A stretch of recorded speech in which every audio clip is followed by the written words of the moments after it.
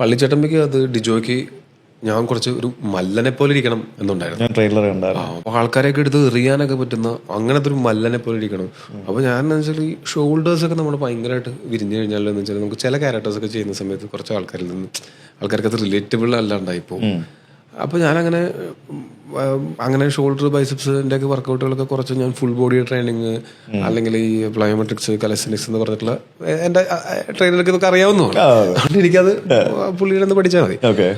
അതും അതുപോലെ ഈ ഫങ്ഷണൽ മൂവ്മെന്റ്സ് അല്ലെങ്കിൽ എന്തെങ്കിലും മാർഷൽ ആർട്സിന്റെ ട്രെയിനിങ് ഇങ്ങനെയൊക്കെ ചെയ്യുന്ന സമയത്ത് നമ്മൾ അത്യാവശ്യം ഫൈറ്റ് ഒക്കെ ഉള്ളതാണോ? ആണ്. പക്ഷെ ഇതിനകത്ത് ഡിജോ പറഞ്ഞു കടിക്ക് കവളൊക്കെ തുടക്കട്ടേക്കാം. അപ്പൊ എനിക്കത് ഇഷ്ടമുള്ളതാണ്. ബൾക്കി ആവണോ? കുറച്ച് ബൾക്കപ്പ് ചെയ്യണം. എന്നാൽ അയാൾ ആരോഗ്യമുള്ള ബൾക്കിംഗ് അപ്പാണ് ഉദ്ദേശിച്ചത്. അപ്പോൾ ഞാൻ നല്ലപോലെ ഭക്ഷണം കഴിച്ചു, നല്ലപോലെ വർക്കൗട്ടും ചെയ്തു.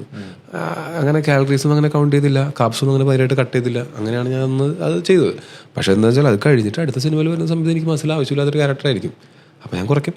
പിന്നെ ഏതെങ്കിലും സിനിമയ്ക്ക് ആവശ്യം വന്ന് കുറയ്ക്കാന്ന് പറഞ്ഞാൽ ഒന്നുമില്ല, നമ്മൾ ഈ ഫുഡ് ഇൻടേക്ക് കുറയ്ക്കും.